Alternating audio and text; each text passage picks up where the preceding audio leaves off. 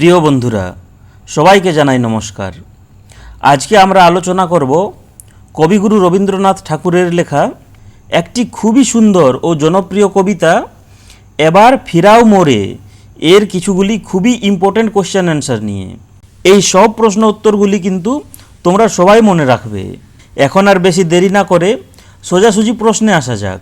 প্রথম প্রশ্ন, এবার ফিরাও মোরে কবিতাটি কোন কাব্যগ্রন্থের অন্তর্গত? অপশনগুলি দেখে নাও সবাই। জন্মদিনে, বলাকা, চিত্রা, সোনার তরী। বন্ধুরা, এর সঠিক উত্তর হবে চিত্রা। এবার ফিরাও মোরে কবিতাটি চিত্রা কাব্যগ্রন্থের অন্তর্গত, তাই অপশন গ হলো এর উত্তর। 2 নম্বর প্রশ্ন, এবার ফিরাও মোরে কবিতাটি কবি কবে লিখেন? অপশনগুলি দেখে নাও। 21শে ফাল্গুন 1300 সাল, 22শে ফাল্গুন 1300, 23শে ফাল্গুন 1300 না 24শে ফাল্গুন 1300? বন্ধুরা, এর সঠিক উত্তর হবে 23শে ফাল্গুন 1300, অপশন গ। পরের প্রশ্নে আসা যাক।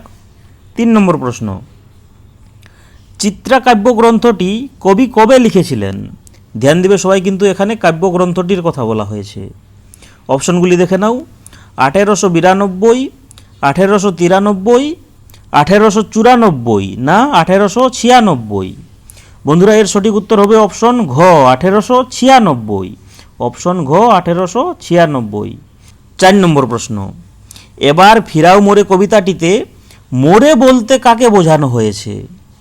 পাঠক, সাধারণ লোক, স্বয়ং কবি না আত্মীয় স্বজন? বন্ধুরা, এর উত্তর হবে অপশন গ স্বয়ং কবি। এখানে মোরে বলতে স্বয়ং কবিকে বোঝানো হয়েছে, তাই অপশন গ হলো এর সঠিক উত্তর। পরের প্রশ্নে আসা যাক। প্রশ্ন সংখ্যা 5, এবার ফিরাও মোরে কবিতাটি কোন ছন্দে রচিত?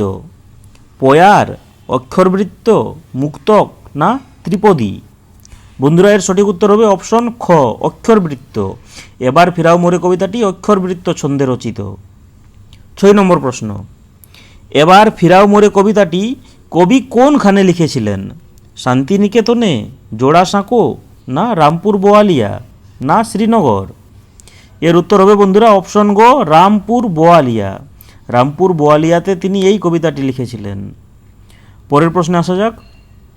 প্রশ্ন সংখ্যা 7, চিত্রা কাব্যগ্রন্থে কবি কোন বিষয়টিকে প্রাধান্য দিয়েছেন? কল্পনা, বাস্তবিকতা, প্রেম না প্রকৃতি? বন্ধুরা, এর সঠিক উত্তর হবে বাস্তবিকতা, অপশন খ।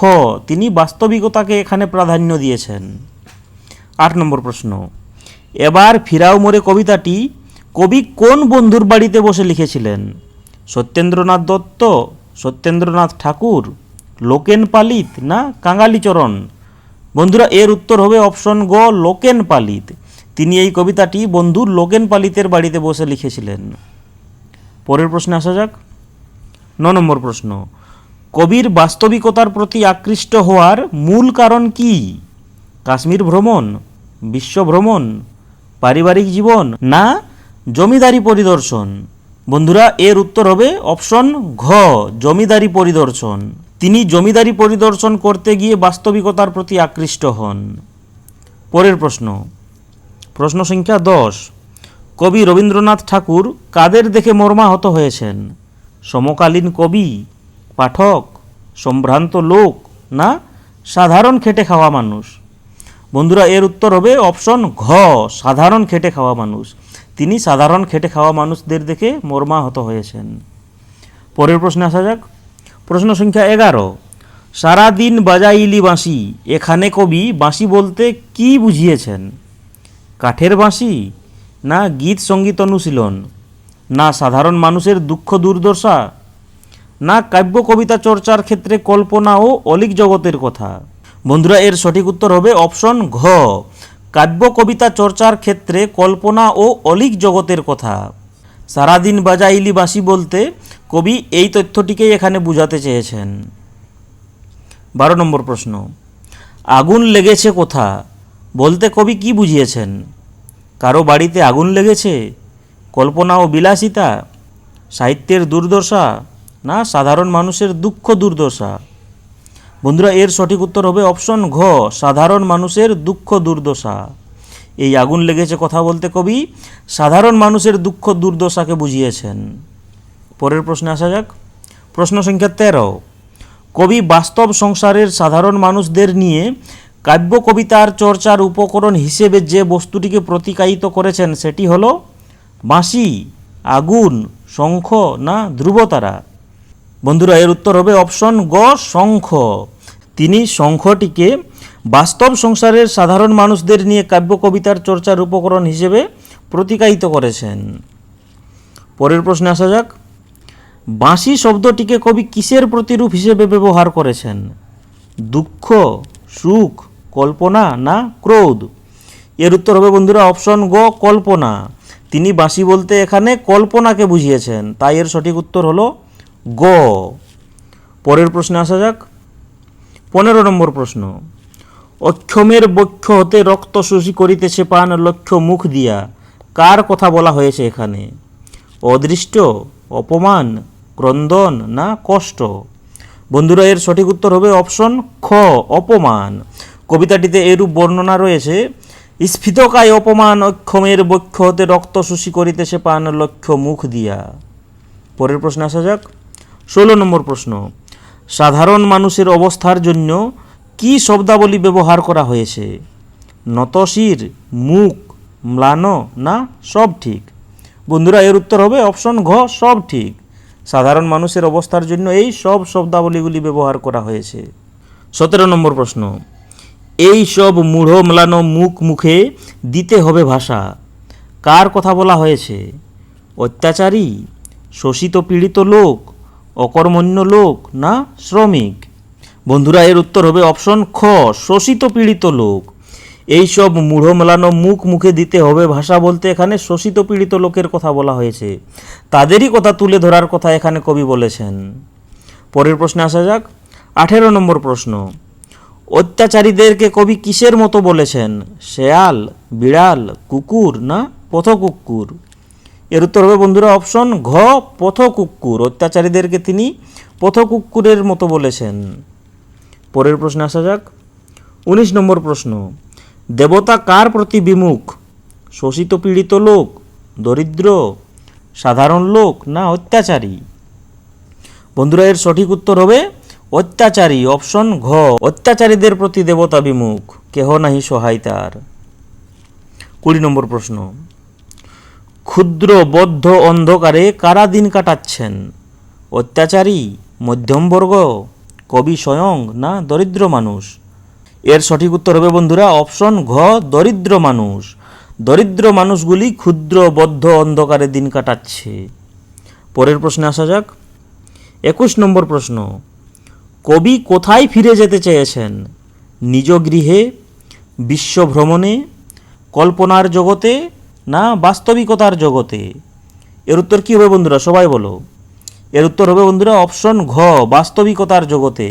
এবার ফিরাও মোরে বলতে কবি বাস্তবিকতার জগতে ফিরে যেতে চেয়েছেন। 22 নম্বর প্রশ্ন। কবি কল্পনা ও বিলাসিতার জন্য কি প্রতিশব্দ ব্যবহার করেছেন?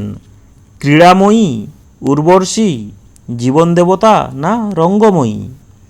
বন্ধুরা, এর সঠিক উত্তর হবে অপশন ঘ, রঙ্গময়ী। তিনি কল্পনা ও বিলাসিতার জন্য রঙ্গময়ী শব্দটি ব্যবহার করেছেন। পরের প্রশ্নে আসা যাক। 23 নম্বর প্রশ্ন। বাহিরিনু হেথা হতে উন্মুক্ত অম্বর তলে ধূসর প্রসর রাজপথে, কবি কোথায় বাহির হলেন? ভ্রমণে, সুখের অনুসন্ধানে, বাস্তব থেকে কল্পনায় না কল্পনা থেকে বাস্তবিকতায়? খুব সুন্দর একটি প্রশ্ন বন্ধুরা। এর উত্তর হবে অপশন ঘ, কল্পনা থেকে বাস্তবিকতায়। পরের প্রশ্নে আসা যাক। 24 নম্বর প্রশ্ন। সৃষ্টি ছাড়া সৃষ্টি মাঝে কে বাস করেছেন? দরিদ্র লোক, শোষিত পীড়িত লোক, স্বয়ং কবি না অত্যাচারী? এর উত্তর হবে বন্ধুরা অপশন গ, স্বয়ং কবি। তিনি নিজেই সৃষ্টি ছাড়া সৃষ্টি মাঝে বাস করেছেন, তাই তো তিনি বলেছেন সৃষ্টি ছাড়া সৃষ্টি মাঝে করিয়াছি বাস। পরের প্রশ্নে আসা যাক। 25 নম্বর প্রশ্ন। কবির সাহিত্য সাধনা কিরূপ ধন্য হবে বলে তাঁর বিশ্বাস? নির্ভয়ে নাচিয়া, অলিক জগতে বসবাস করে, অত্যাচারীদের শাস্তি দিয়া না জনতার কর্মজীবনে প্রত্যক্ষ সম্মিলিত হয়ে? এর সঠিক উত্তর হবে বন্ধুরা অপশন ঘ, জনতার কর্মজীবনে প্রত্যক্ষ সম্মিলিত হয়ে। পরের প্রশ্নে আসা যাক, ২৬ নম্বর প্রশ্ন। সত্যের অনুসন্ধানে মহাবিশ্বজীবনের তরঙ্গে কিরূপ ছুটিতে হইবে? খুব ভালো একটি প্রশ্ন, অপশনগুলিও খুব ভালো, দেখে নাও সবাই। দ্রুত, সাবধানে, নির্ভয়ে, নাচিতে নাচিতে। এখানে কয়ে দেওয়া রয়েছে ২, ৩, ৪, অর্থাৎ সাবধানে, নির্ভয়ে ও নাচিতে নাচিতে। অপশন খয়ে রয়েছে ১, ৩, ৪, অর্থাৎ দ্রুত, নির্ভয়ে আর নাচিতে নাচিতে। অপশন গয়ে রয়েছে ১, ২, ৩, ৪, অর্থাৎ সবগুলি। অপশন ঘয়ে রয়েছে ৩, ৪, অর্থাৎ শুধুমাত্র নির্ভয়ে আর নাচিতে নাচিতে। এর উত্তর কি হবে বলো সবাই, কিন্তু এটি একটি খুবই ভালো প্রশ্ন। বন্ধুরা এর সঠিক উত্তর হবে অপশন ঘ, নির্ভয়ে ও নাচিতে নাচিতে। পরের প্রশ্নে আসা যাক, ২৭ নম্বর প্রশ্ন। কবির ভাষায় যে সুখ সর্বসুখ সেটি হলো ভ্রমণের সুখ, সাহিত্যের সুখ, সঙ্গীতের সুখ না সমষ্টিগত সুখ? এর সঠিক উত্তর হবে বন্ধুরা অপশন ঘ, সমষ্টিগত সুখ। তার অনুসারে সমষ্টিগত সুখেই হলো সর্বসুখ। ২৮ নম্বর প্রশ্ন। এবার ফিরাও মোরে কবিতাটিতে যে বাণী শুনতে পায় সেটি হলো বাঁশির না শঙ্খের না দরিদ্রের না বিশ্ব মানবতার? এর উত্তর হবে বন্ধুরা অপশন ঘ, বিশ্ব মানবতার। এই কবিতাটিতে বিশ্ব মানবতার বাণী শুনতে পাওয়া যায়। এটিও একটি খুব ভালো প্রশ্ন। পরের প্রশ্নে আসা যাক, ২৯ নম্বর প্রশ্ন। শূন্য স্থান পূরণ করো। তৃপ্ত হবে এক ড্যাশ জীবনের সর্বপ্রেমতৃষা। এই শূন্য স্থানে কি হবে? মনে, জীবনে, গানে না প্রেমে? বন্ধুরা এর সঠিক উত্তর হবে অপশন ঘ, প্রেমে। তৃপ্ত হবে এক প্রেমে জীবনের সর্বপ্রেমতৃষা। ৩০ নম্বর প্রশ্ন, অন্তিম প্রশ্ন। এবার ফিরাও মোরে কবিতাটি কবির কোন পর্বের রচনা? প্রান্তিক পর্ব, বলাকা পর্ব না ঐশ্বর্য অথবা মানসী পর্ব না উন্মেষ পর্ব? কি হবে এর উত্তর? বন্ধুরা এর উত্তর হবে অপশন গ, ঐশ্বর্য অথবা মানসী পর্ব। এই এবার ফিরাও মোরে কবিতাটি ঐশ্বর্য অথবা মানসী পর্বের অন্তর্গত। তো বন্ধুরা ব্যাস, আজকের ভিডিও আমাদের এখানেই শেষ হলো।